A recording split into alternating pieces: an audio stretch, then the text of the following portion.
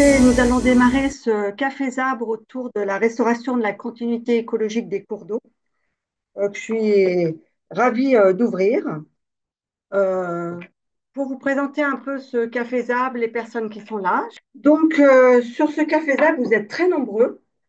386 personnes qui se sont inscrites à ce café. Ben, qui êtes-vous? 22% de gens venant de la recherche, 19% des gens venant de collectivités locales, territoriales, 19% de gens venant de bureaux d'études, 17% services de l'État, État et leurs établissements publics, 13% le milieu associatif, 4% de particuliers, et puis 4% de départements et régions qui sont également des collectivités territoriales. Donc, on va dire que les collectivités territoriales sont majoritaires.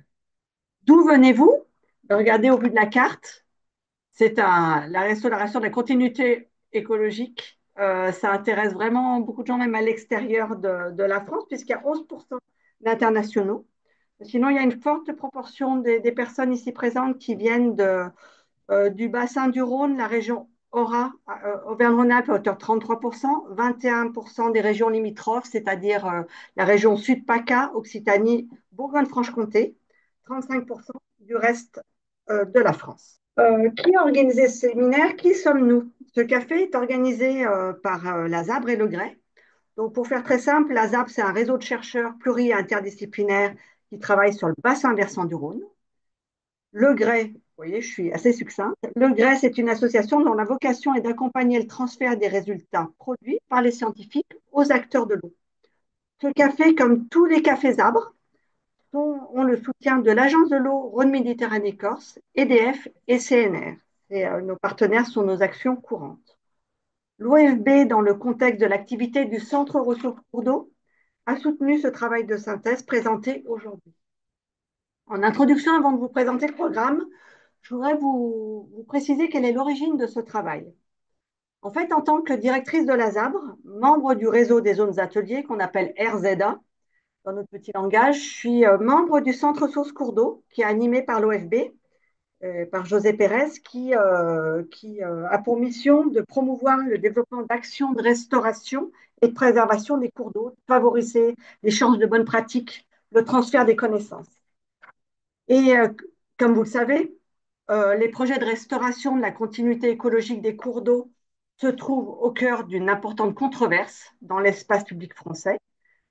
Et d'ailleurs, pas simplement, il se trouve aussi ça fait controverse dans d'autres pays. Il m'a semblé intéressant, dans cette réunion du Centre ressources cours d'eau, de proposer aux scientifiques de la ZABRE et plus largement aux scientifiques du réseau des zones ateliers de prendre du recul par rapport à cette controverse.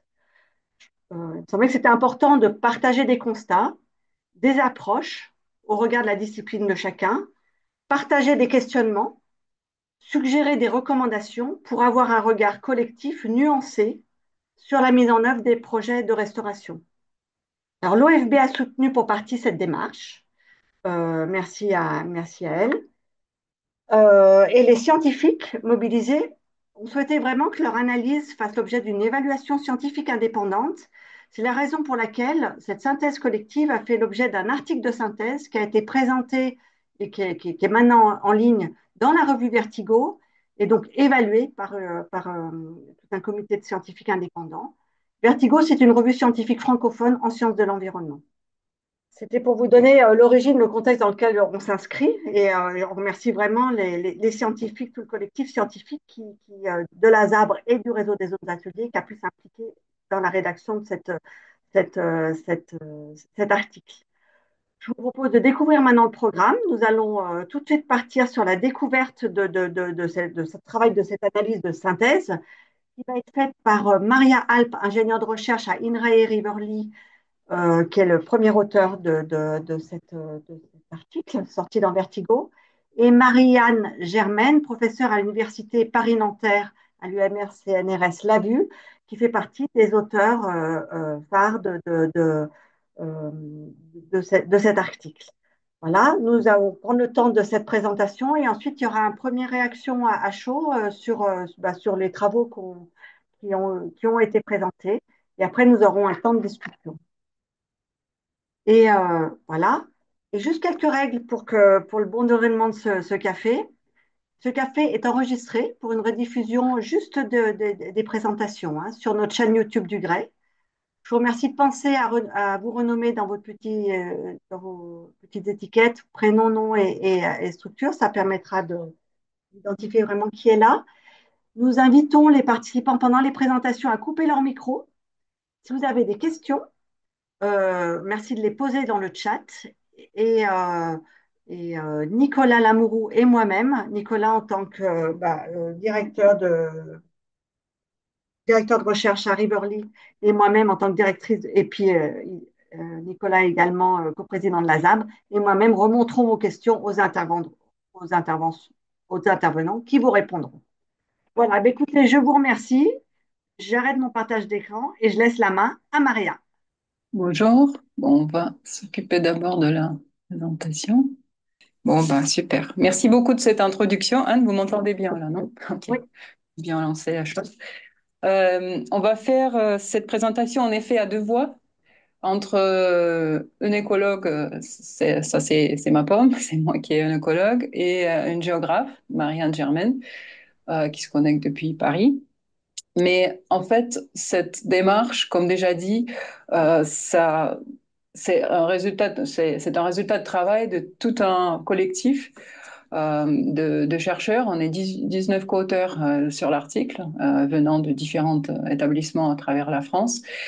Et ce collectif a permis de croiser les perspectives de différentes disciplines, entre sciences physiques, écologie, sciences sociales. Et aussi, ce collectif a permis de se baser sur des expériences sur différents territoires en France métropolitaine, avec des contextes très différents. Donc, un point important qui nous réunit, c'est qu'on est habitué de travailler en interdisciplinaire et en étroite collaboration avec les différents acteurs de terrain. Donc, on se permet donc ce webinaire en essayant d'apporter une perspective scientifique sur le sujet qui est évidemment très ancré dans le terrain. Hop. La démarche dans ce travail était de d'abord partir d'un sondage que nous avons envoyé à la communauté des zones ateliers, des zones ateliers, aux experts qui travaillent, visant les experts qui travaillent sur la restauration des cours d'eau. Et nous avons, grâce à ce sondage, constitué un premier corpus de bibliographie scientifique et grise. C'était important d'intégrer aussi des rapports, des guides, des retours d'expérience qui finissent pas nécessairement dans la littérature scientifique. Et suite à ça, nous avons mené plusieurs ateliers de travail et avons procédé à une écriture. Nous avons procédé à une écriture collective d'un article que Anne a déjà mentionné. Euh, Partons peut-être des bases. D'abord, de quoi parle-t-on quand on parle de la continuité écologique des cours d'eau? Dans le débat public, ce qui ressort le plus souvent, c'est la continuité longitudinale, qui est évidemment importante. Tous les flux qui s'effectuent dans l'axe amont-aval des cours d'eau. Mais il existe aussi d'autres dimensions, comme la continuité latérale. C'est tous les liens entre les cours d'eau, sa plaine alluviale, les berges, les annexes, qui sont autant importants que la continuité longitudinale, et la continuité verticale, qui se fait entre le cours d'eau et sa nappe. En plus de ça, évidemment, il ne faut pas oublier la dimension temporelle, parce que les variations qui peuvent se faire entre les années, entre les saisons, même aussi à l'échelle journalière, peuvent aussi jouer un rôle important pour les processus écologiques. Euh, les composantes de la continuité sont multiples. Il y a évidemment le premier, c'est le flux d'eau qui peut s'effectuer dans ces différentes dimensions. Le flux des matières, qui inclut des sédiments, mais aussi des matières en suspension ou matières dissoutes, et des flux biologiques. C'est les organismes mêmes, les propagules, comme les graines, ou les gènes et la matière organique. On peut constater que, à une très large échelle, la continuité des cours d'eau a été interrompue par différentes activités humaines.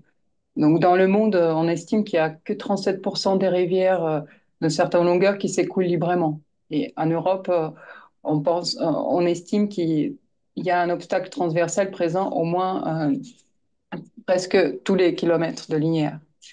Je vous parle beaucoup des obstacles transversaux parce que c'est là où on a le plus d'informations, où ça a été c'est le mieux quantifié. Mais bien évidemment, il y a aussi beaucoup d'ouvrages qui impactent notamment la dimension latérale, comme les digues. Euh, Vu ce constat, il y a une politique ambitieuse qui a été mise en œuvre en France, mais aussi ailleurs en Europe, pour restaurer la continuité écologique des cours d'eau. Ça couvre toute une diversité d'approches.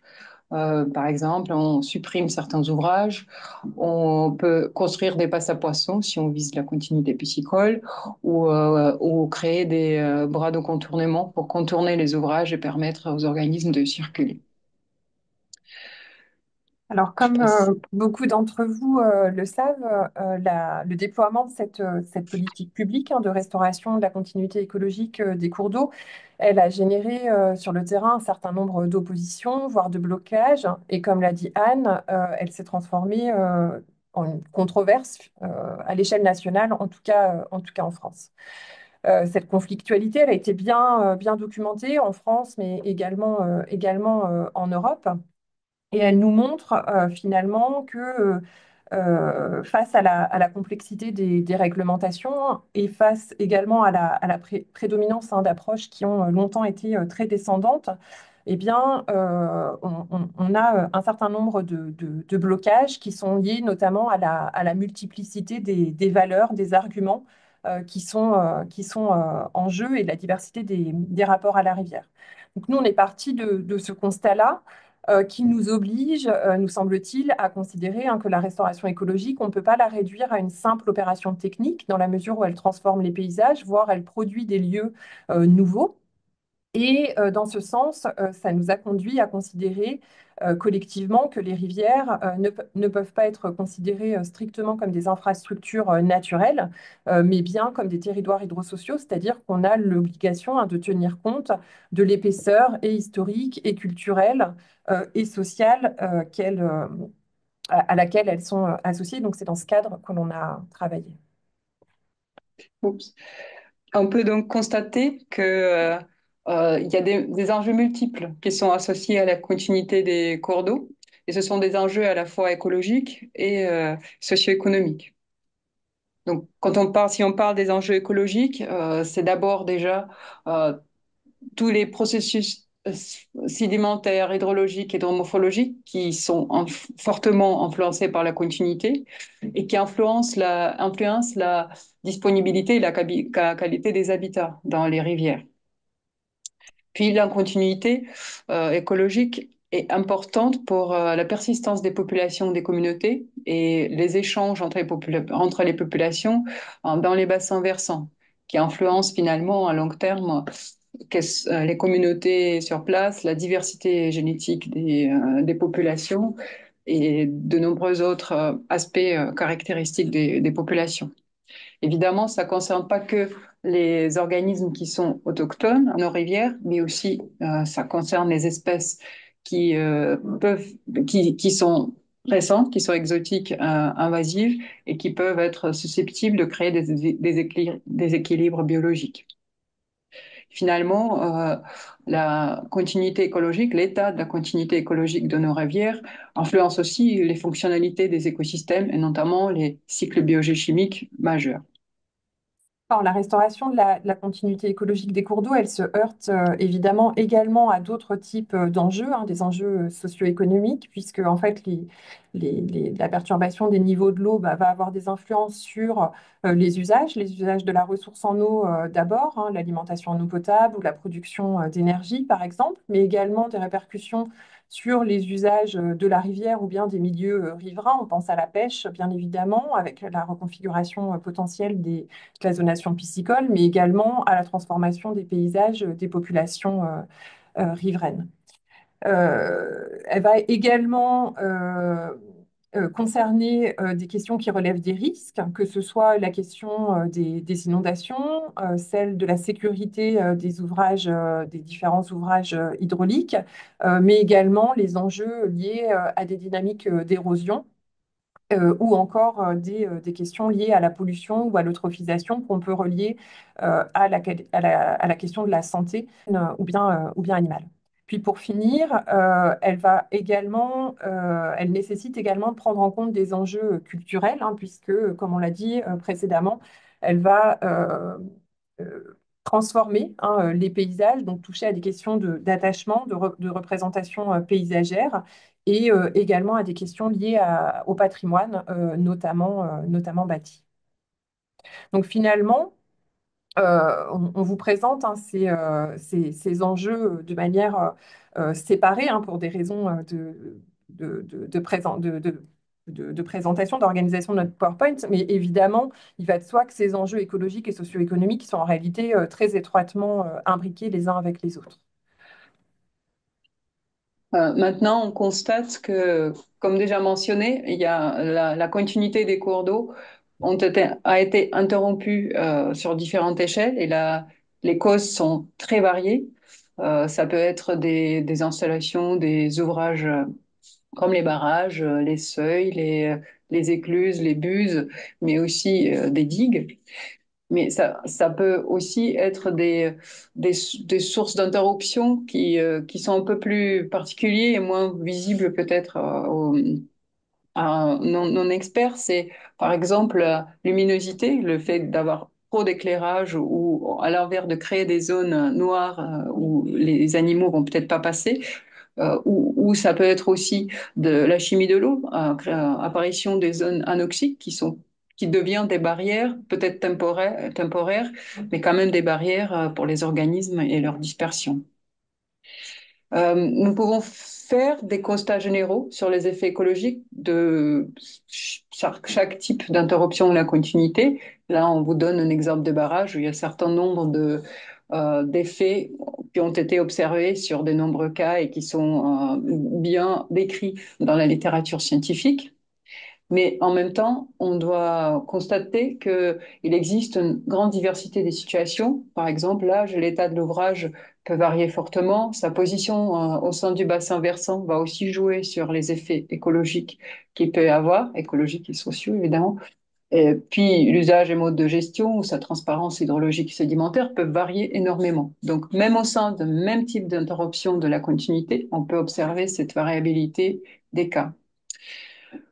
Puis, il y a aussi une diversité des contextes territoriaux, qui peuvent être géologiques, historiques, socio-économiques, par exemple un passé de pollution industrielle dans un bassin versant, peut exister dans un endroit et pas dans l'autre. Ici, on vous donne un exemple du fait que l'effet des petites retenues sur le transport sédimentaire va fortement dépendre de la nature des sédiments, de la fourniture sédimentaire en amont et de l'énergie du cours d'eau. Donc, selon ce contexte, le seuil peut être très bloquant pour le sédiment et avoir un effet très fort, ou l'inverse, ou inversement, peut en fait pas créer telle perturbation comme on pourrait observer ailleurs.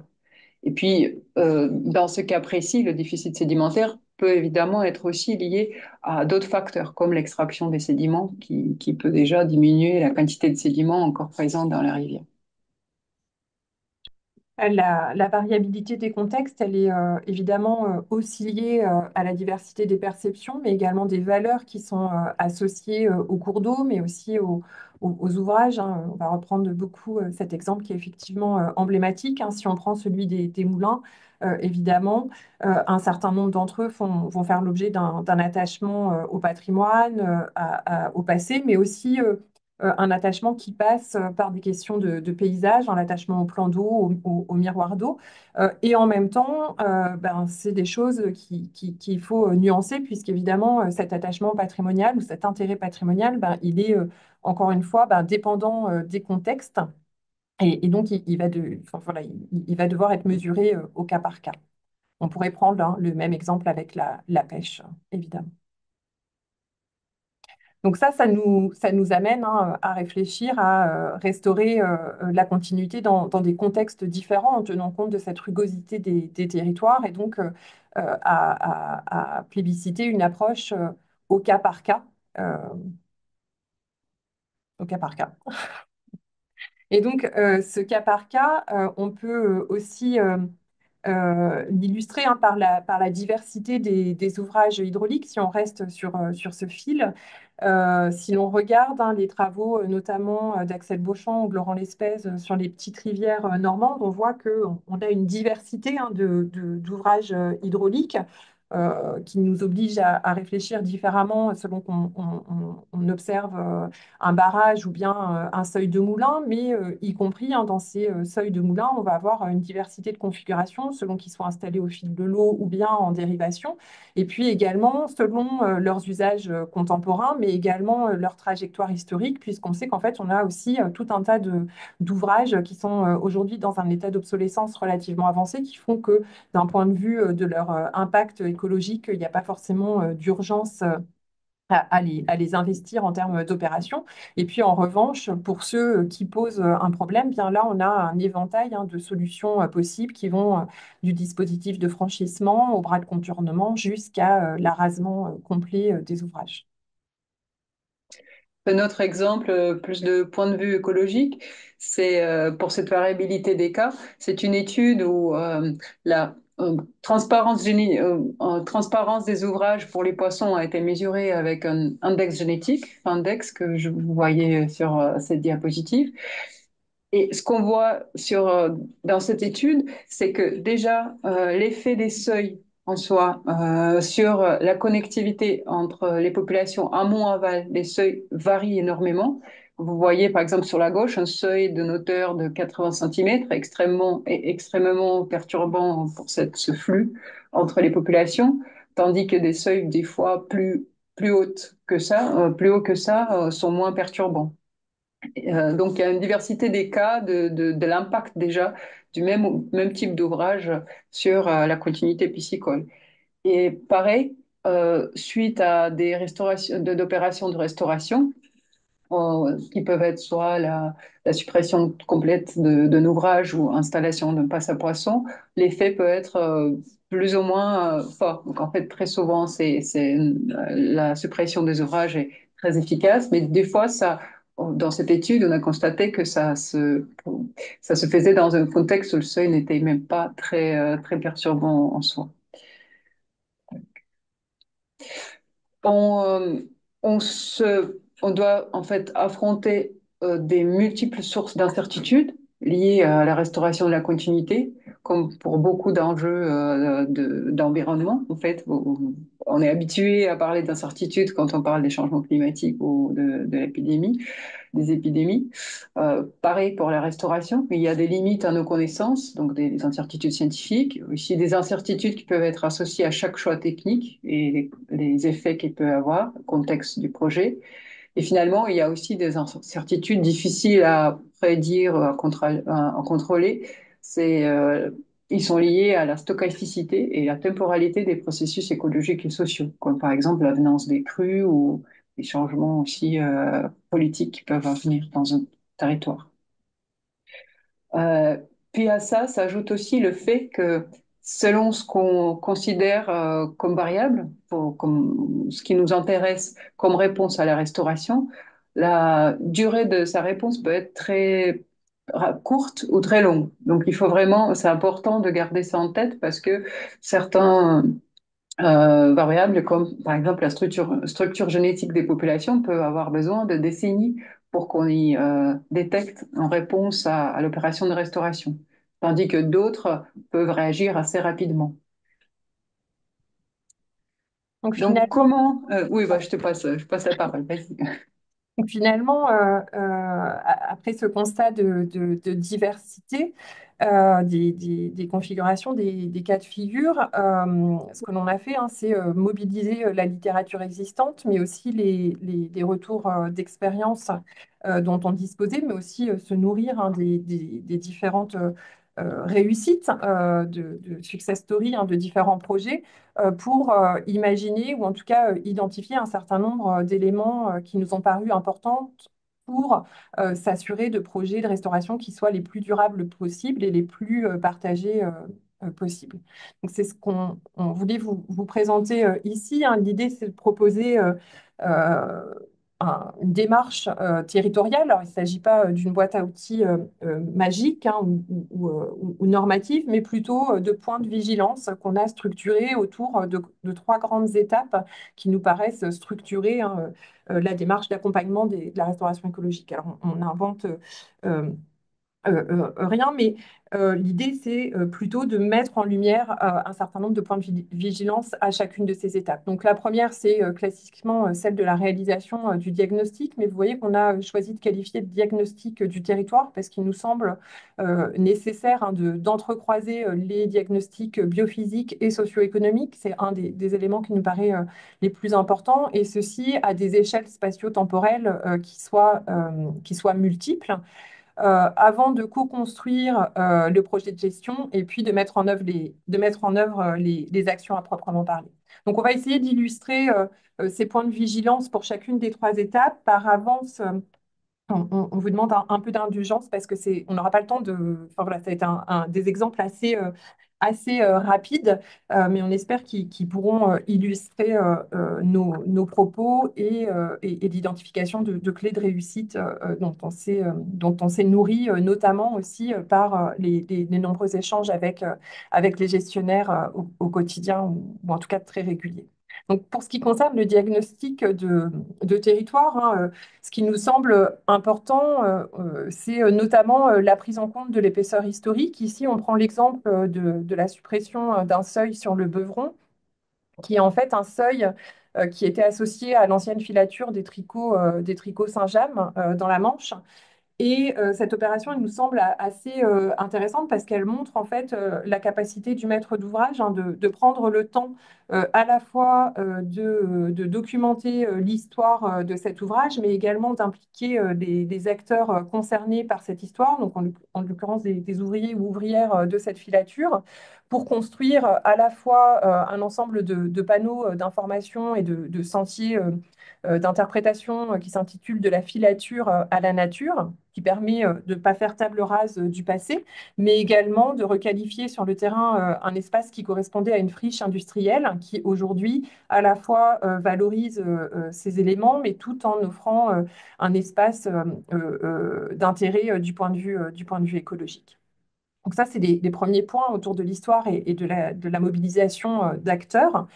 Et on peut continuer avec un autre exemple qui est celui de l'effacement, enfin de la suppression du barrage de Marteau sur l'Eure, qui est intéressant à différents niveaux. Mais ici, ce qu'on voulait mettre en exergue, c'est la nécessité d'ouvrir ces projets à des acteurs qu'on pourrait qualifier a priori de périphériques, mais dont on va se rendre compte que la parole est importante pour construire des projets qui soient véritablement plus ambitieux et qui permettent de lever un certain nombre d'incertitudes. Et là, en l'occurrence, l'incertitude, elle pesait sur les effets de la suppression du barrage et donc du plan d'eau sur le niveau de la nappe qui avait une importance forte sur les activités des maraîchers installés sur les parcelles riveraine du cours d'eau, donc de l'Eure, et qui a donné lieu finalement à la fois une concertation avec les agriculteurs, mais également des études pour lever les doutes sur ces incertitudes. Donc ça illustre, hein, cette question de mobiliser des études complémentaires pour lever ces incertitudes. Un autre, un autre point de vigilance qui nous paraît important, c'est celle d'élargir le périmètre d'études, hein. Bien souvent, les opérations peuvent être conduites de manière ponctuelle, au coup par coup, et à l'inverse, il nous paraît important, et c'est des choses qui deviennent assez génériques, hein, de mener des études globales, c'est-à-dire de réfléchir à ces projets à l'échelle d'un linéaire plus important et idéalement du bassin versant. Et ici, on prend l'exemple de la Vire en Normandie, qui est un cours d'eau sur lequel on a une soixantaine hein, d'ouvrages en travers. Et pour démêler des positions dogmatiques qui seraient d'un côté de tous les supprimer ou à l'inverse de tous les conserver, la structure porteuse du SAGE a mené un travail à partir d'une grille multicritère et plus, donc une grille multicritère qui avait pour vocation à la fois de caractériser l'impact de ces ouvrages en termes écologiques, hein, de franchissabilité piscicole et autres, mais également de statuer sur l'intérêt patrimonial et les usages marchands ou non marchands associés à ces ouvrages. Et plus que la grille en tant que telle, ce qui nous paraît intéressant, c'est le travail de concertation, de dialogue qui a accompagné la mise en place de cet outil et qui a permis de hiérarchiser les sites et de construire un diagnostic partagé à l'échelle du bassin versant, donc dans une logique de priorisation d'action. Donc, Marianne a déjà parlé d'identification, de l'importance d'identifier les acteurs concernés et aussi même leur implication dès le diagnostic. Ici, on passe à l'étape de co-construction de projets de gestion, ce qui peut aussi impliquer la restauration. Euh, et juste un point important sur lequel on a aussi été très d'accord, c'est l'importance de impliquer les acteurs très très en amont, donc même avant que les premiers scénarios techniques sont en fait formulés. Ici, l'exemple est un projet qui a été mené justement dans un projet recherche-action financé par la zone atelier Bassin du Rhône. Le projet reste au débat où nous avons mené des ateliers participatifs avec les riverains qui ont permis de co-construire de différents projets de restauration qui impliquaient justement des mesures qui n'auraient peut-être pas nécessairement été dans le viseur des gestionnaires des cours d'eau. Ils ont permis d'élargir un peu les possibilités et les manières d'aménager pour que le projet soit plus durable et qu'il correspond aux envies des riverains. Ce travail de co-construction, hein, il peut aussi s'appuyer sur un certain nombre d'outils, de pratiques. On pense aux visites de terrain, hein. Aller visiter avec les élus, avec les acteurs des sites déjà restaurés, de préférence dans des contextes qui sont proches, qui sont comparables pour aider les acteurs à se projeter hein, dans ce que peut être un projet de restauration. Ça peut être aussi mobiliser des esquisses paysagères ou des photomontages, comme on voit sur le bas de la diapo qui nous semblent autant d'exercices qui permettent de susciter et de favoriser un dialogue, mais aussi de développer des imaginaires et également un moyen d'anticiper un certain nombre de questions, d'incertitudes, de problèmes qui pourraient advenir, ou bien sur l'accès à l'eau, ou bien sur la gestion de la végétation, ou sur l'arrivée de nouveaux usages, ou autres. Enfin, en tout cas, de rentrer dans des choses beaucoup plus concrètes que les schémas d'une modélisation hydraulique ou d'autres documents assez arides ne permettent pas toujours de construire. Et puis, ça a aussi l'avantage voilà, de pouvoir nourrir le projet par ces interactions. Alors, de ce point de vue-là, hein, dans le travail de co-construction, on peut aussi utiliser hein, des contre-exemples. Ici, on prend l'exemple du démantèlement des barrages hydroélectriques de la Célune dans le Sud-Manche, hein, qui enfin, constituent un projet très conflictuel. Hein. Euh, Très conflictuel pour différentes raisons, hein, parce que ici, on a un projet donc, porté par les services de l'État qui a souffert d'un déficit d'information et d'une absence de concertation. Mais ce qui nous intéresse ici, c'est surtout finalement la difficulté pour le maître d'ouvrage de sortir du chenal et de s'intéresser finalement au lieu. Ce qu'on veut dire par là, hein, c'est que ici, l'exemple qu'on prend, il concerne le démantèlement de deux ouvrages hein, qui sont de taille importante, 16 et 32 mètres de haut pour ces barrages, qui évidemment une fois supprimés, ont laissé apparaître un linéaire d'une vingtaine de kilomètres dénoyé. Et donc, évidemment, on a retrouvé, comme vous le voyez sur les images à droite, eh bien, un fond de vallée hein, qui, au fur et à mesure de la vidange des lacs, est apparu. Et ce fond de vallée, il s'est progressivement végétalisé comme les versants qui étaient précédemment sous l'eau. Et ça, cette question, alors qui pose d'ailleurs hein, aussi des questions d'anticipation de la du foncier. Elle pose également la question de l'anticipation des transformations paysagères hein, et de la dynamique végétale qui, ici, n'ont pas du tout été anticipées et qui posent des problèmes d'adhésion au projet avec des populations qui craignent la friche et l'évolution de ces paysages et qui sont liés, hein, encore une fois, à une vision très, à la fois resserrée sur le chenal, mais également très technique, c'est-à-dire que dans le projet de restauration écologique de cette rivière, eh bien, il y a eu des difficultés à envisager les passerelles avec d'autres questions qui sont plutôt d'ordre du projet de territoire. Et si on passe à l'étape de mise en œuvre des actions, nous avons aussi identifié certains points de vigilance qui nous semblent importants, notamment en lien avec les suivis qui devraient être lancés, les suivis de l'état écologique, mais aussi des enjeux sociaux liés à un cours d'eau qui devrait être restauré. Il y a une très grande importance de mettre en œuvre ces suivis avant le projet de restauration. C'est pas toujours facile, mais cet état avant le projet de restauration est indispensable pour pouvoir évaluer les effets du projet. Euh, et on observe des nombreux projets où en fait ça se fait pas et donc c'est très difficile de conclure sur l'efficacité d'un projet. Un des points de vigilance qu'on met en avant dans ce cadre, c'est aussi le choix de cadres spatio-temporels de suivi qui doit être adapté aux objectifs. Je vous ai parlé déjà de la durée des réponses qui peut varier énormément selon la variable qu'on vise. Donc c'est important de prendre ça en compte quand on construit, quand on lance des suivis qui peuvent souvent être limités à une période limitée. Euh, un autre point de vigilance, c'est le choix des protocoles de suivi qui, idéalement, devraient se baser sur des protocoles déjà standardisés existants parce que ça permet une comparaison entre différents cas d'études. Ça nous permet d'avancer en termes de compréhension, d'apprendre des différentes expériences et les comparer justement en aussi prenant en compte les différents contextes. Et un autre point de vigilance qui ressort dans beaucoup d'études, c'est l'importance de choix de la temporalité, le moment de la réalisation d'une opération de restauration. L'opération de restauration peut en soi être une forte perturbation pour l'homme et pour l'écosystème.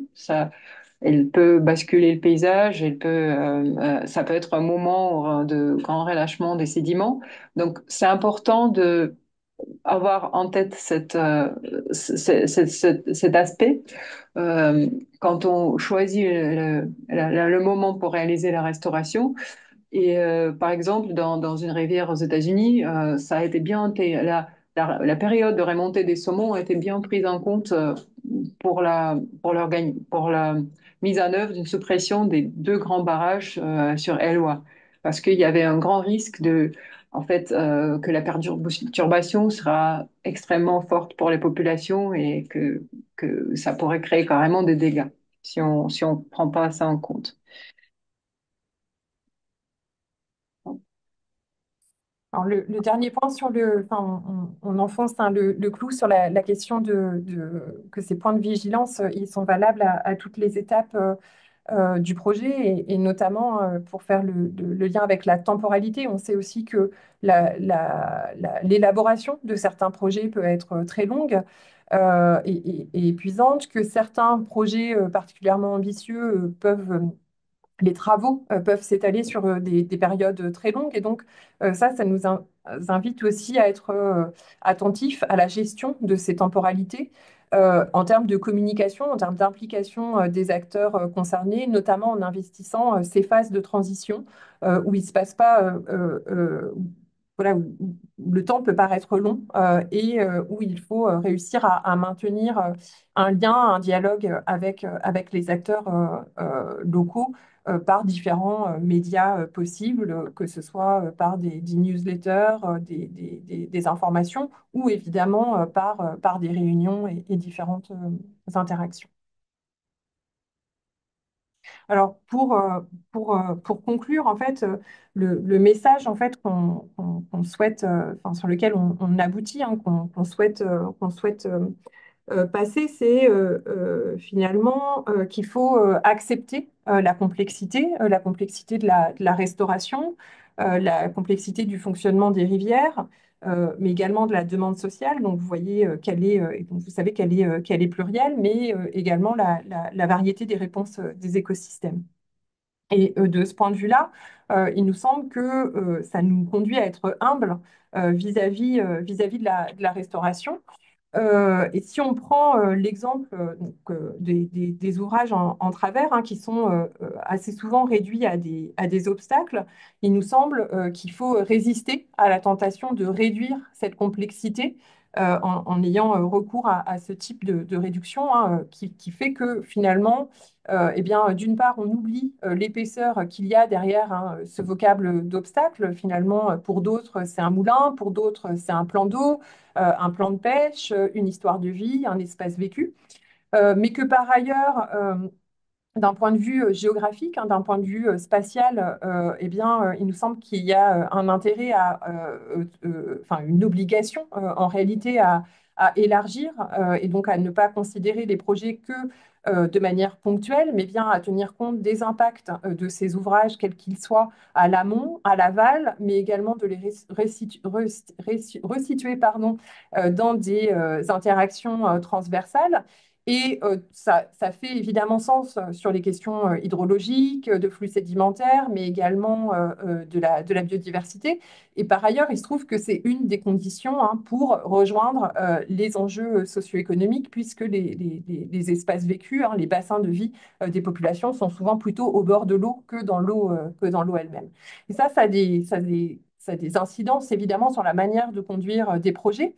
Il arrive dans certains cas que les diagnostics puissent être relativement simples et déboucher très rapidement sur des travaux sans engager forcément de grandes concertations.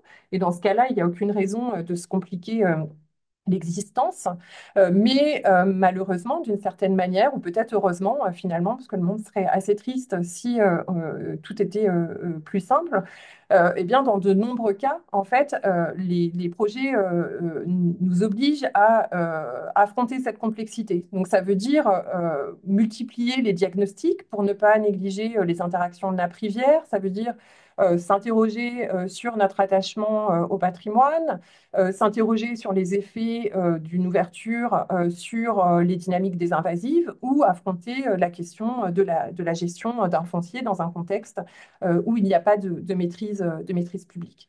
Donc évidemment, ça veut dire épaissir les diagnostics et les concertations. Donc pour finir, finalement, hein, notre propos, hein, il est évidemment d'affirmer que la restauration de la continuité écologique des cours d'eau, elle est une pratique à poursuivre, hein, qui permet évidemment de contribuer à affronter, hein, l'effondrement et de la biodiversité et la dégradation des habitats. Et notre propos, il se situe absolument à un autre niveau, qui est plutôt celui de comment, à notre niveau, participer à contribuer à sa mise en œuvre et à son accompagnement. Et de ce point de vue, il nous est apparu important, hein, de rappeler la nécessité d'inscrire cette restauration dans des projets plus larges, finalement, hein, de gestion des ressources aquatiques et de promouvoir finalement une restauration que nous on appelle globale, donc qui nécessite forcément ces regards croisés, interdisciplinaires, pour mettre en dialogue des enjeux techniques qui ne doivent pas être seuls, mais qui doivent dialoguer avec des questions et naturalistes et socio-économiques, sachant que de notre point de vue, tout ça est totalement intermêlé. Les conditions de ça, bah, c'est de sortir du chenal, d'élargir finalement les périmètres qu'on va investiguer, donc de construire des passerelles entre l'échelle de l'ouvrage, du site, du bassin versant, en tenant compte systématiquement des spécificités locales. Et également d'élargir la sphère des parties prenantes. Il nous semble que cette restauration globale, elle vise aussi bien à réparer le vivant qu'à prendre en charge et s'intéresser aussi à la réparation des liens qui existent entre les populations et leur environnement. Et ça nous paraît tout aussi important si on veut un soutien à long terme, c'est-à-dire une pérennisation des travaux, des investissements qui sont faits. Et ça nous paraît à une autre échelle être crucial si l'on veut contribuer à dépasser la crise écologique dans laquelle on est, qui est aussi une crise relationnelle et de sensibilité à notre environnement. Alors évidemment, on n'est pas naïf, on sait que promouvoir ce type de démarche interdisciplinaire et participative, ça a des conséquences sur la manière de conduire des projets. Et il nous semble que ça nécessite d'accepter eh bien, que les projets demandent peut-être, enfin, évidemment, plus de temps, mais également un investissement dans la formation pour être collectivement plus en capacité de gérer réellement cette complexité. Bon, on va s'arrêter là. L'article, comme déjà mentionné par Anne, vient de sortir cette semaine, ou la semaine, oui, la semaine dernière. Il y a dans le chat déjà le lien vers l'article a été partagé, donc n'hésitez pas à y aller, il est en libre accès, donc tout le monde peut le télécharger. Il y aura un peu plus de détails, on a pu s'étaler un peu plus que dans une présentation de 30 minutes dépassées. Nous remercions les différentes personnes qui nous ont accompagnés un peu dans nos discussions et bien sûr aussi l'OFB pour le soutien. Et merci beaucoup de votre attention. Je passe la parole, je pense Merci. Merci à beaucoup, Anne. Maria et Marianne, pour cette analyse décrite qui a été travaillée depuis de plusieurs mois avec ce collectif scientifique national. Peut-être en réaction, témoignage à chaud pour lancer les discussions. Peut-être Pierre Sagne, donc en tant que chef de pôle recherche développement en hydraulique à l'OFB, ta réaction à chaud par rapport à cette présentation, ces éléments de compréhension, de suggestions de mode de faire? Oui, bonjour, bonjour tout le monde. Donc, je suis Pierre Sagne, donc je travaille effectivement à l'OFB en tant que responsable d'un pôle recherche et développement en éco-hydraulique basé à Toulouse. Alors, peut-être juste me présenter pour bien resituer le contexte. Pour faire très simple, hein, notre pôle de recherche regroupe des biologistes, des hydrologues et des hydrauliciens qui collaborent pour améliorer la connaissance et pour produire des outils opérationnels en éco-hydraulique. Et on travaille plus particulièrement sur les thématiques de la continuité piscicole, donc dispositif de franchissement, transport sédimentaire en cours d'eau et les débits écologiques. On est donc très concerné par ces questions de restauration écologique dans l'équipe. Et on a participé à divers groupes de travail nationaux, notamment dans le cadre, j'ai vu des messages passer dans le chat, hein, dans le cadre du plan apaisé de restauration de la continuité. Alors cette étude scientifique, elle apporte, à mon sens, des éléments qui sont aussi tout à fait en phase avec ce qui a pu se dire dans ces groupes de travail nationaux, hein, dans ces réflexions nationales, puisque dans ces groupes, il avait été notamment pointé de manière très fréquente qu'il était très intéressant qu'un maximum, et même indispensable souvent, qu'un maximum de parties prenantes échangent en amont des projets afin de partager les enjeux des projets de restauration. Donc le partage des enjeux, ça c'est des choses qu'on peut mettre dans ce que vous venez de présenter, hein, dans la partie plutôt diagnostique, que ces mêmes acteurs partagent les ambitions du projet. Moi ça je le mettrais dans ce que vous avez appelé l'étape co-construction du projet, puisqu'on on partage les ambitions. Et puis pour aboutir, in fine, à ce que tout le monde partage les moyens mis en œuvre pour atteindre ces objectifs. Euh, Sachant qu'aujourd'hui, ces moyens, hein, on a tout un éventail de solutions techniques opérationnelles qui peuvent être adaptées à différents contextes, comme vous l'avez dit, au cas par cas, qui peuvent permettre de concilier les usages. Ça, c'est important de le dire aussi. Mais que certains projets n'avancent pas, alors souvent pour des raisons financières, hein, mais aussi pour des raisons d'incompréhension, de manque de communication, et puis aussi parfois sous prétexte de ne rien faire tant qu'on n'a pas de certitude scientifique sur la plus-value à plus ou moins long terme des solutions qu'on veut mettre en œuvre.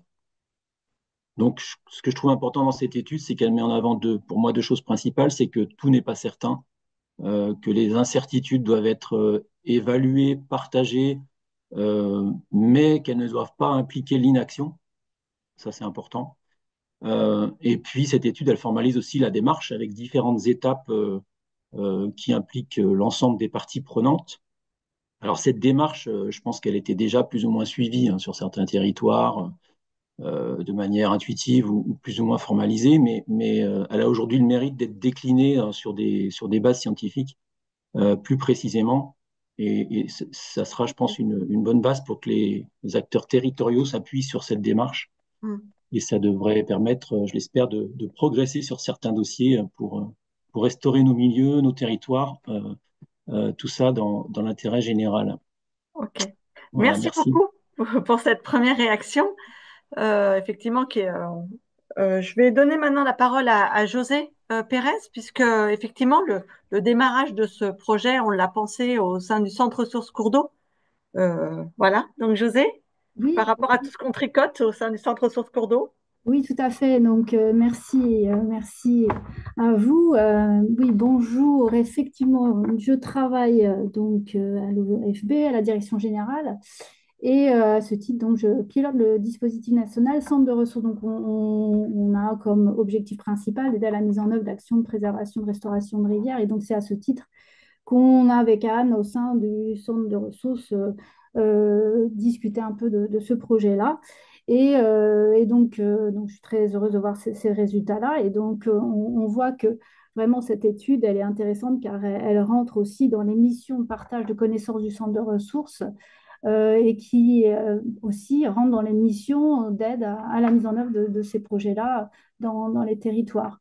Donc, pour moi, cette étude interdisciplinaire, qui a porté sur une sélection d'articles vraiment très, très, très importante, est une aide précieuse hein, pour mettre en œuvre et apporter des références fiables sur différents aspects de la continuité des cours d'eau. Cet article a l'avantage de pouvoir mettre, enfin vous verrez, hein, de mettre en lumière des références biblio les plus pertinentes sur le sujet. Donc ça permet de faciliter leur appropriation sur différents aspects et ça permet d'avoir une vision des références biblio partagées sur lesquelles après il est possible de s'appuyer pour construire un projet de territoire, d'orienter les différentes actions. Donc, je trouve qu'il y a vraiment des éléments intéressants permettant de, comme a dit Pierre, hein, de confirmer, de formaliser ces grandes étapes de restauration, comment l'inscrire dans un projet de territoire et d'avoir cette approche pluridisciplinaire, multi-acteurs. Et c'est vrai que ça, c'est un travail de long terme, il faut y penser dès l'amont. Et notamment concernant ces aspects incertitudes qui sont vraiment importantes à avoir en tête. Donc des incertitudes qui entourent les effets d'un projet de restauration, notamment sur les réponses écologiques. Cette étude, elle pourra aider justement les gestionnaires à identifier quelles sont ces sources d'incertitude autour de ces réponses, de les partager, de communiquer en amont. Et donc tout ça, donc la valorisation autour de ces références biblio scientifiques sera tout à fait importante à réaliser dans le cadre des missions du centre de ressources. En plus déjà du porter à connaissance qu'on fait sur les retours d'expérience qui sont donc du coup valorisés dans le cadre des outils du centre de ressources, effectivement Ok. pour montrer que des choses ont pu se faire à proximité et aider à se projeter dans ces nouveaux projets. Ok. Voilà, merci. Merci beaucoup. Avant de passer la parole, de remonter les questions dans le chat, je voulais donner la parole à Nicolas Lamourou, donc qui est coprésident de la ZABRE. Et quand on a démarré ce travail en se disant, tiens, on va essayer de le monter à l'échelle du réseau des zones ateliers, on a vraiment à partager ensemble des diagnostics, à se faire à échanger ensemble entre scientifiques sur ce sujet-là. Qu'est-ce que tu en ressors qu'est-ce que t'en retiens, toi, de ce travail? Je vais faire très vite. On va laisser la place aux questions, mais effectivement, d'abord, on a eu la chance de s'appuyer sur le réseau des zones ateliers pour faire ce travail. Les zones On t'entend ateliers, pas très bien, peut-être que je sais. Ah, est-ce que vous m'entendez mieux là ou pas? Ouais, c'est bon. Si je m'approche. Ouais. Je fais vite, je disais. On a eu la chance de s'appuyer déjà sur le réseau des zones ateliers pour faire ce travail. Ça, c'est important parce que dans les zones ateliers, donc c'est une infrastructure de recherche, hein, au niveau national, les zones ateliers. Il y en a 15 en France, dont la zone atelier du bassin du Rhône, qui était un peu centrale, mais tout ont travaillé là sur cette affaire. En tout cas, une bonne partie des zones ateliers aquatiques. C'est des chercheurs qui essayent d'avoir une approche intégrée des socio-écosystèmes. C'est des chercheurs qui essayent d'être sur l'observation de long terme de terrain. Et c'est des chercheurs qui essayent de travailler avec l'ensemble des opérationnels. Et ça va du citoyen à l'État, en passant par les collectivités locales, les services de l'État, les entreprises, les associations, etc. Donc ça, c'était une chance pour essayer de faire quelque chose d'un peu synthétique sur ce thème. Et donc, je le souligne. Et puis, la deuxième chose que je vais dire très rapidement, c'est que je vais vraiment inviter, je regardais bien les questions du chat là, dont on va parler maintenant, et j'invite tout le monde à vraiment lire cet article parce que, bon, j'en suis co-auteur, donc je ne devrais pas dire ça, mais Maria et Marianne et leurs collègues ont vraiment réussi à écrire en peu de pages une synthèse sur les enjeux et une démarche aidante sur un sujet qui est compliqué, parce que c'est sur la restauration, c'est pas c'est bien, c'est pas bien, c'est pas blanc ou noir. On sait que c'est des enjeux complexes. Donc je vous invite tous à lire cet article. Ça prend pas tellement de temps, mais il n'est pas si long que ça, et je pense qu'il répond à pas mal de questions qu'on va discuter, dont on va discuter maintenant et qui se trouvent dans le chat, quoi. Donc bravo pour la concision de cette synthèse, et je vous propose maintenant de passer aux questions, Anne, si Oui, c'est... tout à fait. Tout à fait. Donc, il y a effectivement, dans le chat, on voit il y a pas mal de questions qui font débat sur les seuils, en fait, sur euh, dans un contexte, il y a des questions dans un contexte d'incertitude présentées par Maria et par Marianne Germaine. Euh, comment comment penser le démantèlement d'ouvrages anciens, comment on peut oser y aller si on n'a pas tous les éléments de connaissance pour savoir comment va réagir le système. C'est des questions qui reviennent régulièrement, de Clément par exemple, d'un David Arnaud après. C'est des questions, voilà, en disant il y a eu des cours d'eau qui étaient pas aménagés il y a longtemps, ils ont été aménagés il y a longtemps, il y a eu des seuils, il y a des ouvrages qui ont été mis en place, maintenant on les démantèle. Comment on peut être sûr que ça va marcher? Alors on a présenté des choses sur les incertitudes quant aux opérations. Voilà. Donc, est-ce qu'on joue aux apprentis sorciers? On a parlé essentiellement d'incertitudes et de méthodes pour avancer progressivement. Je vous laisse la parole là, Marianne, et puis peut-être Je peux Nicolas aussi. peut-être commencer, et je sais pas, Marianne, si tu veux, tu ajoutes. Ben, on avait quand même souligné l'importance d'un diagnostic, Hmm. de bien se rendre compte des contraintes locaux du territoire qui est concerné. Donc, c'est pour ça qu'évidemment, on peut rien prédire avec 100% de certitude, mais dans certains contextes, on peut quand même savoir beaucoup de choses déjà en faisant un diagnostic ciblé. Il y a dans le chat, il ressort aussi la question, par exemple, de pollution qui peut être importante, hein, pour les effets écologiques. Donc, être conscient de la situation locale avant de procéder à la restauration est importante. Après, je comprends très bien la question peut-être sur patrimoine, je vais laisser parler Marianne, mais c'est évidemment déjà aussi un point de diagnostic de repérer le bâti ou euh, les constructions qui sont concernées. Euh, Ça impliquer aussi des acteurs du patrimoine pour réfléchir à la valeur patrimoniale de ces ouvrages et aussi après réfléchir à des solutions techniques qui sont possibles si on veut les conserver. Ok. Dans les Je sais pas questions si du chat, Marianne, tu Maria et veux. Marianne, il y avait, je rebondis là-dessus en disant, il y avait notamment l'idée, ça vous pouvez évoquer si l'article en parle, des bénéfices des, des, des seuils existants qu'il ne faut pas oublier non plus quand ils existent et auxquels il faut faire attention. Ça peut être des bénéfices pour la biodiversité ou pour certains types de refuges ou pour des protections contre les inondations. C'est un Oui. aspect qui a été relevé dans le chat comme quelque chose qui existe. Et voilà, comment peser les incertitudes de l'intérêt de la restauration en général face à des bénéfices locaux. Oui, peut-être pour revenir sur ces questions-là, en fait, c'est vrai on a mis l'accent sur les incertitudes, mais ça ne doit pas non plus masquer qu'il y a aussi des choses sur lesquelles on a quand même quelques convergences de résultats qui nous montrent malgré tout ben, un certain nombre d'impacts de ces ouvrages. Et aussi voilà, des réussites. Bon, on pourrait prendre l'exemple qui est assez emblématique de la remontée des migrateurs ou d'autres espèces. Donc, ça doit pas, ces incertitudes, elles ne doivent pas non plus masquer des certitudes. Le scientifique, il aime bien prendre des précautions et affronter cette complexité, mais il y a un moment où il y a quand même aussi des choses qui sont sues.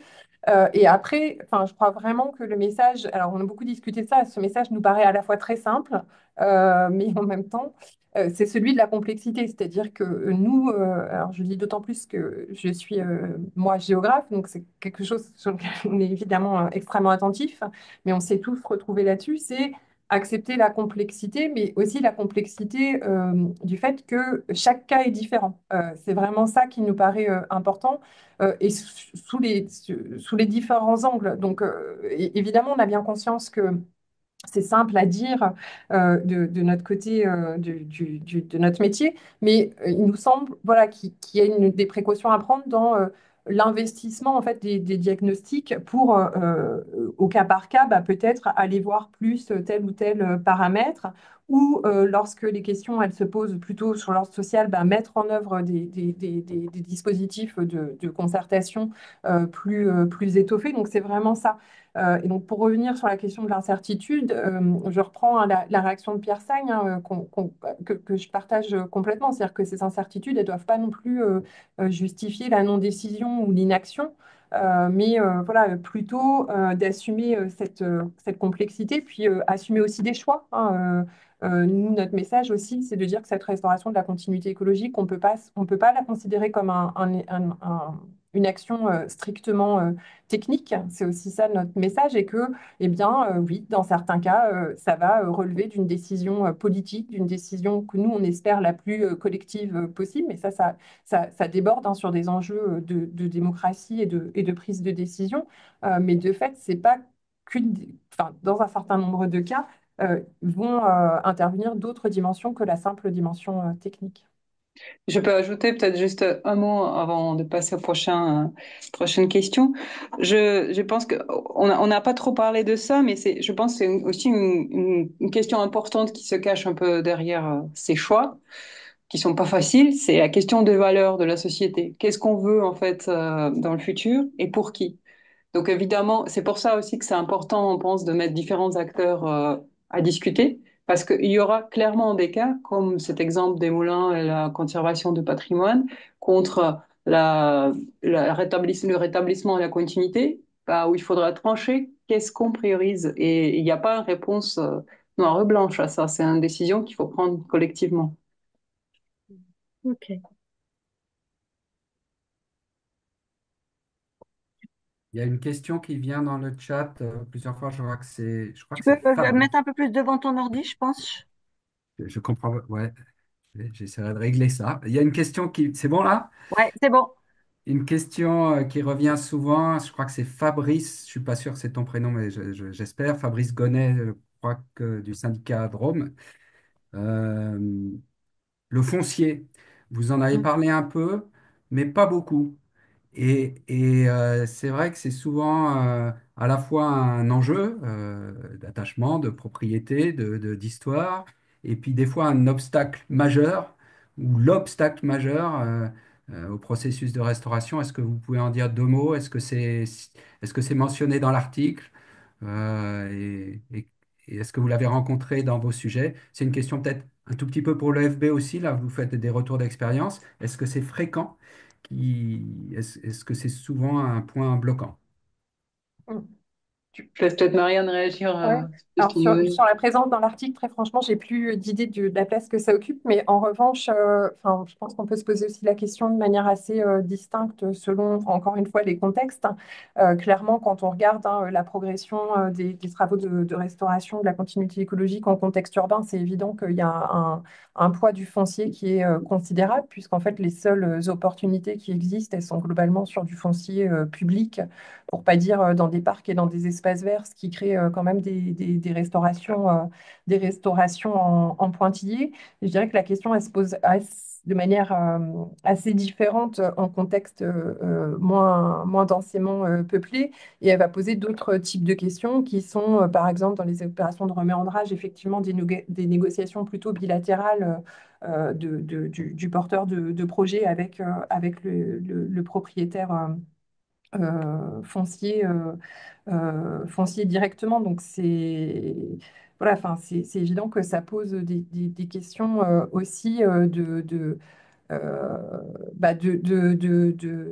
réflexion aussi à différents niveaux, mais qui sont liés aussi plus fondamentalement à notre réglementation sur l'eau, hein, puisqu'en fait, l'État a un certain nombre d'engagements vis-à-vis de la qualité de l'eau sans posséder, sans avoir la maîtrise foncière. Donc, en fait, c'est pas non plus strictement propre à la restauration de la continuité, hein. C'est un problème plus général, je crois, qui se pose par rapport à ça et de considération des propriétaires riverains, finalement, parce qu'en fait, gérer l'eau sur 90% d'un réseau hydrographique qui est non domanial, ben, oui, ça pose la question de comment on travaille et quelle représentation on laisse aux propriétaires riverains dans ce dispositif.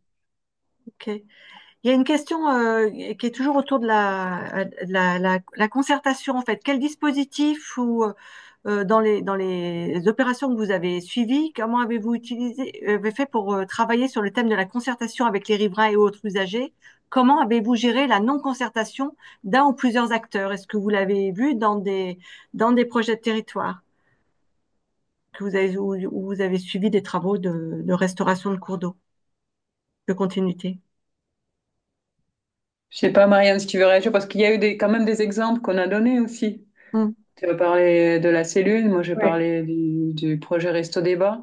Je pense qu'on n'a pas une visibilité générale sur comment ça se passe sur l'ensemble du territoire. En croisant les gestionnaires, on voit qu'il y a des approches assez différentes et il y a des personnes qui sont complètement conscients déjà de beaucoup de ces points de vigilance qu'on a mis en avant.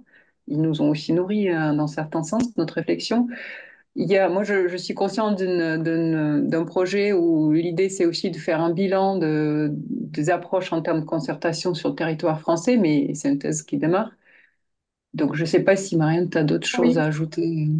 Non, mais peut-être dire en prolongement de cette question-là, en fait, la question que ça peut-être que ça pose en creux. Alors, bon, d'abord, et là encore, hein, enfin, je veux dire, la restauration, elle cumule différentes difficultés qui sont pas, enfin, qu'on retrouve dans d'autres domaines. Et la question de la participation, de la concertation, bah, ça va de soi nulle part en réalité.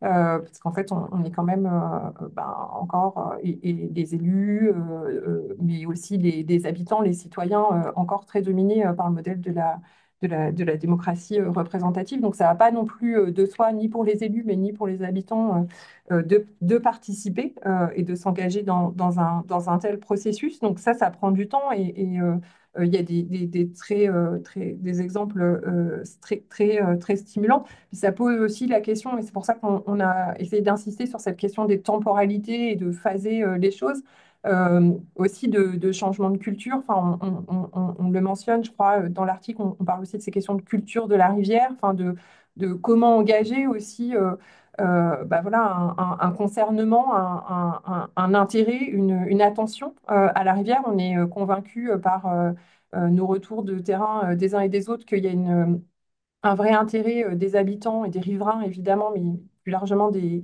habitants et des usagers pour la rivière. Maintenant, comment on arrive à structurer ça, c'est voilà, des choses qui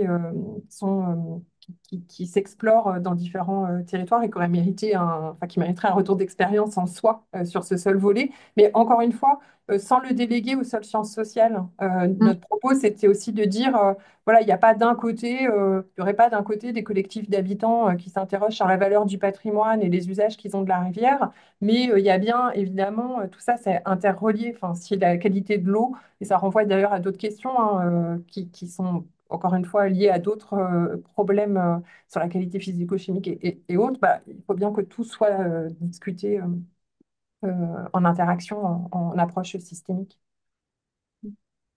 Ok. Merci. Tu vas sur une question, Nico? Oui, il y avait honneur à la première question qui a été posée. Alors, euh, c'est Laetitia Domanski, je crois, qui demandait, vous n'avez pas évoqué non plus vous avez évoqué un peu les barrages liés à les ruptures de continuité liées à la qualité d'eau. Il y a une autre question qui demandait, mais des fois, c'est pas juste une rupture de continuité. S'il y a un vrai problème de qualité d'eau, il faut peut-être pas commencer à penser restauration, mais à gérer ces problèmes limitants d'abord. Et puis, elle demandait, il y a les barrages thermiques aussi. Vous en avez pas beaucoup parlé, mais c'est des choses qui peuvent être importants et qui seront encore plus importants avec le réchauffement, qui peuvent être des barrages avec pour la discontinuité écologique ou au contraire favoriser les invasifs, etc., quoi. Voilà. Donc, est-ce que vous voulez réagir sur ces autres formes de, De de discontinuité. discontinuité thermique, qualité d'eau? Bah, je peux peut-être commencer. On était un peu limité dans le temps, hein. On aurait voulu s'étaler sur une heure pour pour couvrir un peu plus de différents enjeux qui sont associés à la continuité et sa restauration.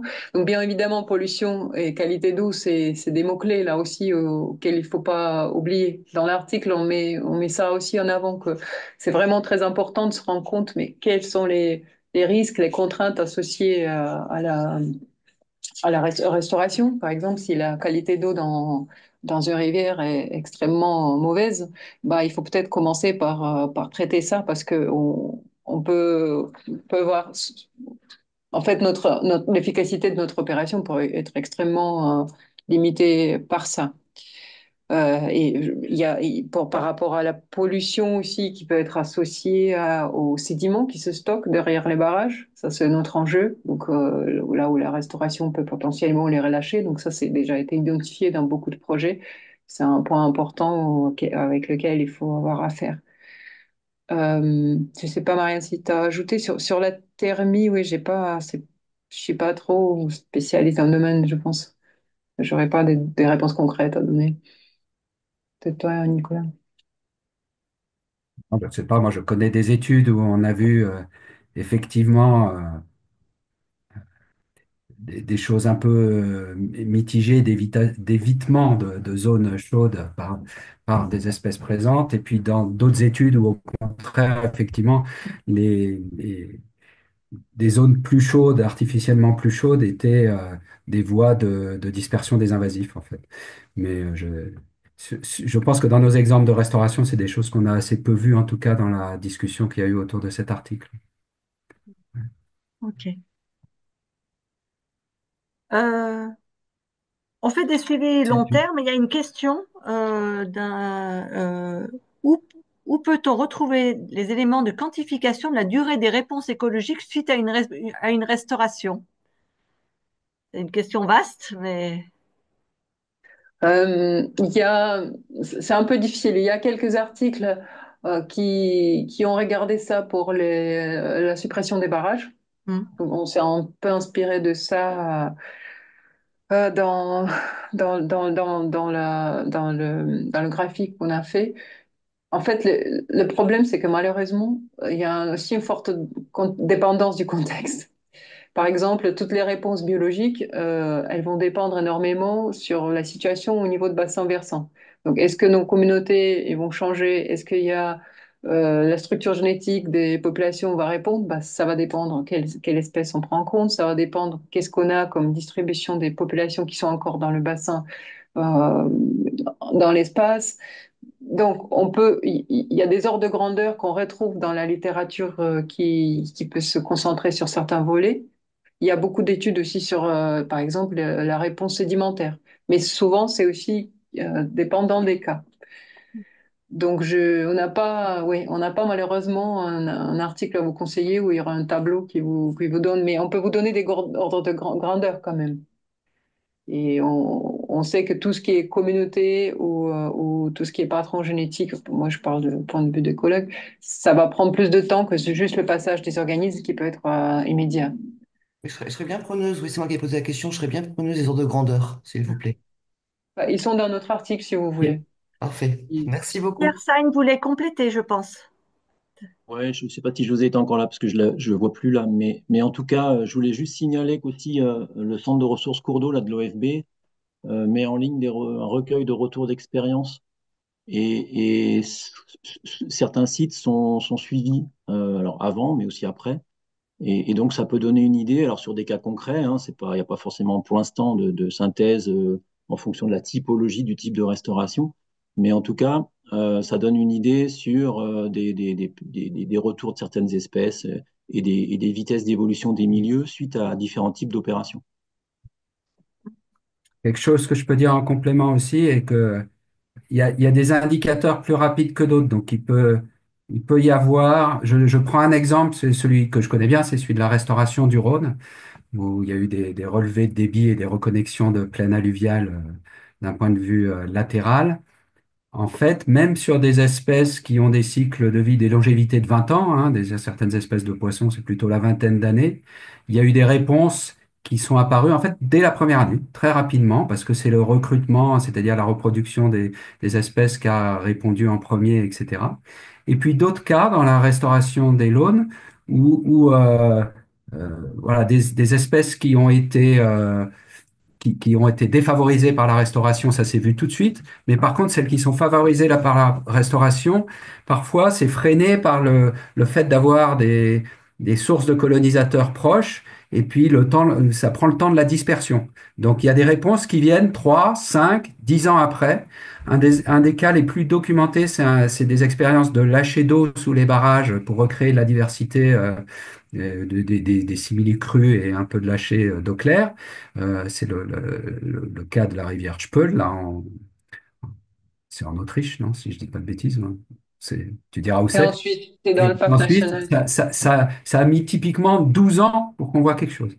Et si je reviens sur le cas du Rhône, tu as des réponses qui sont très rapides au bout d'un an, mais au bout de 10 ans, du fait des difficultés de dispersion ou de certains habitats importants pour le cycle de vie, les réponses qui étaient claires au bout d'un an le sont moins au bout de 10 ans pour certaines populations.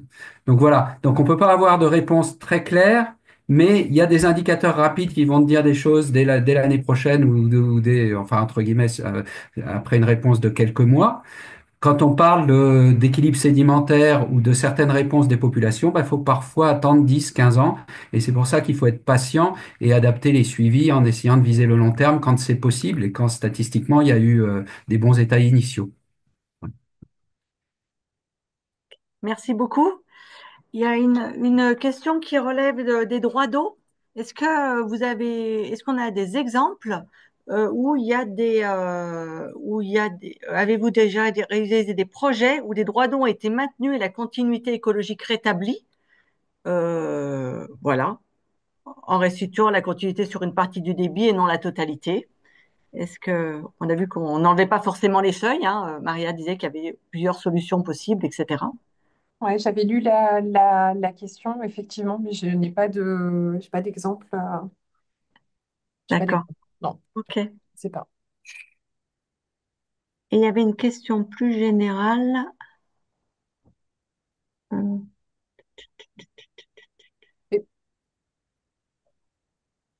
Peut-être, Anne, comme tu parlais de la diversité des solutions, je crois qu'il y avait des questions aussi peut-être sur les coûts oui. des opérations et peut-être qu'on n'a pas forcément mentionné là enfin voilà, qui sont peut-être des manières de prolonger cette discussion. Il y a aussi de plus en plus de travaux hein, qui s'interrogent sur des solutions de restauration qui sont peut-être moins ingénieriales ou en tout cas moins coûteuses, hein, de low-tech. Enfin, et ça fait partie aussi des choses qui doivent être analyser à l'avenir et qui peuvent constituer aussi des pistes assez intéressantes de réflexion pour aller plus loin sur ces questions de restauration. Et dans l'éventail des... Oui, j'ajoute peut-être un petit point. Alors, on n'a pas trop abordé en fait l'aspect économique dans notre article, mais si on parle des coûts, je pense que ce qui est pas toujours pris en compte, c'est aussi le coût de ne rien faire, de garder des ouvrages qui peuvent représenter un risque, de garder des ouvrages qu'il faut maintenir. Et pareil entre les choix, parce qu'on dit oui, bon, on installe un passe à poisson. Comme on avait démontré, ça peut répondre que à un enjeu concernant la continuité écologique, mais ça requiert aussi une maintenance à long terme de ce passe à poisson pour que ça reste efficace. Tandis qu'une restauration de suppression peut être coûteuse sur le coût, mais ça peut avoir un effet à long terme et plus de besoin de maintenance. Donc ça, c'est aussi évidemment important, toutes ces considérations économiques à prendre en compte.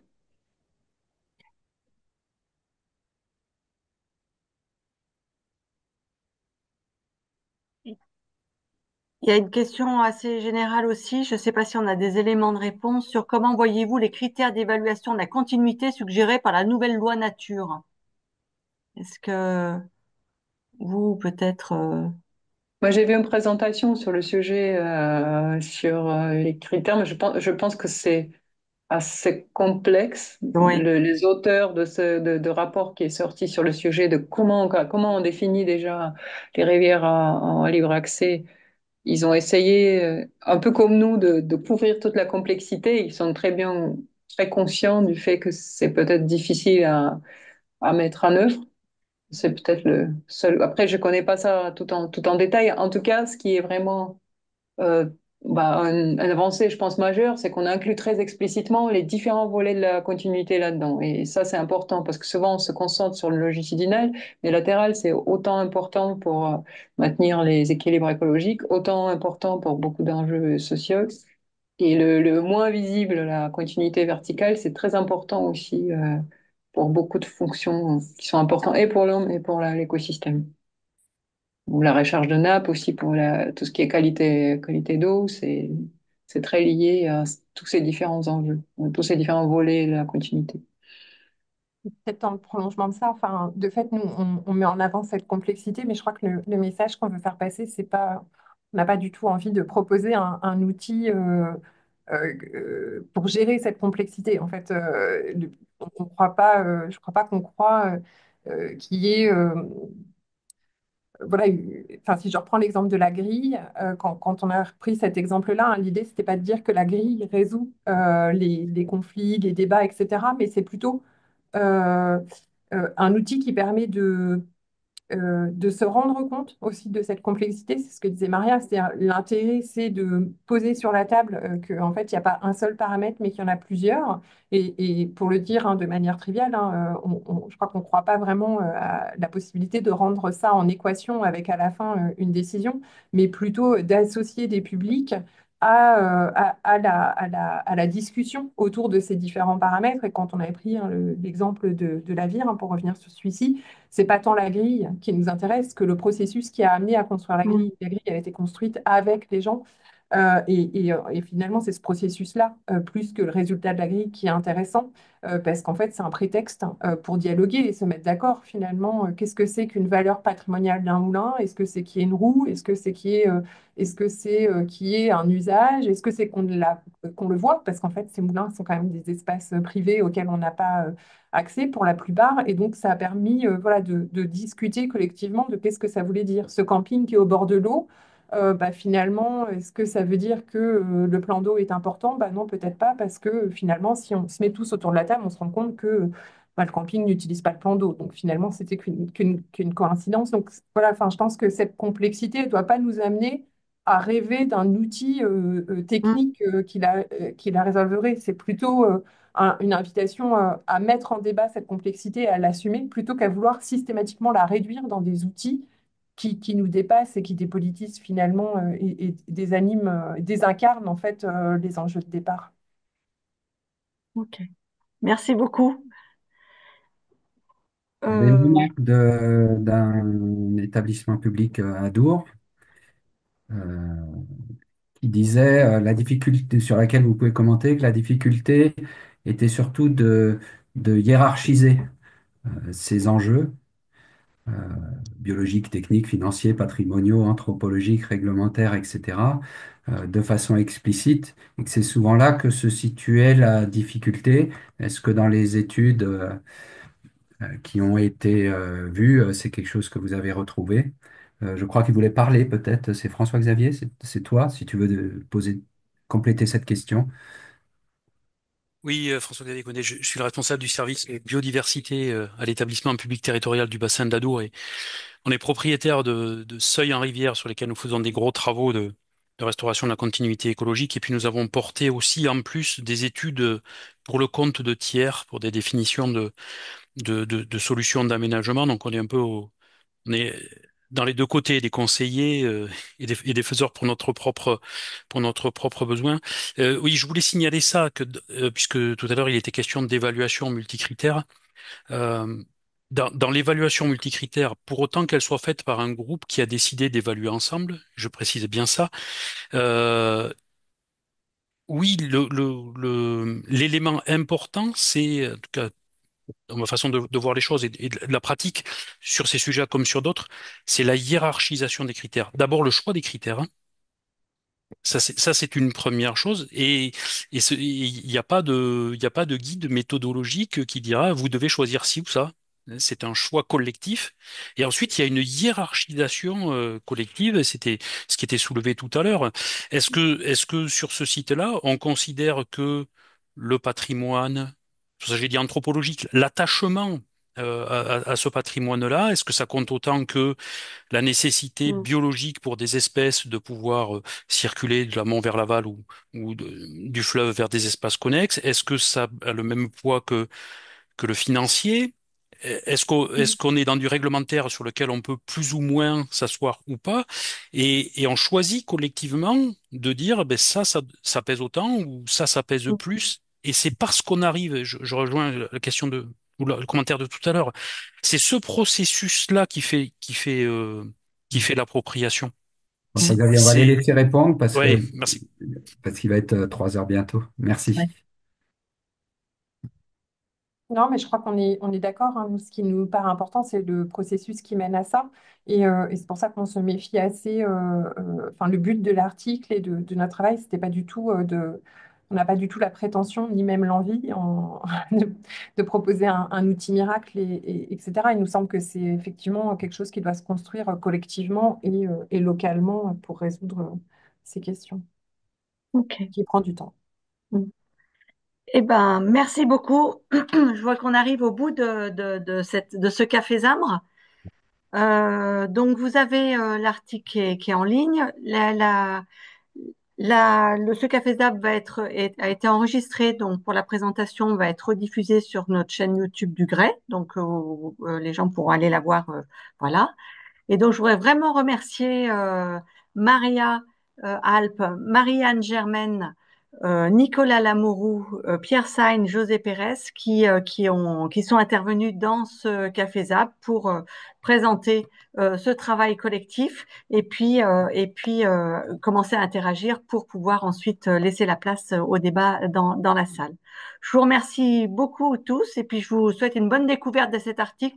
On espère que ça fait avancer quelque chose en tous les cas, au service de la restauration des cours d'eau et de la façon dont faut partager cet enjeu ensemble en tenant compte aussi des autres enjeux. Voilà.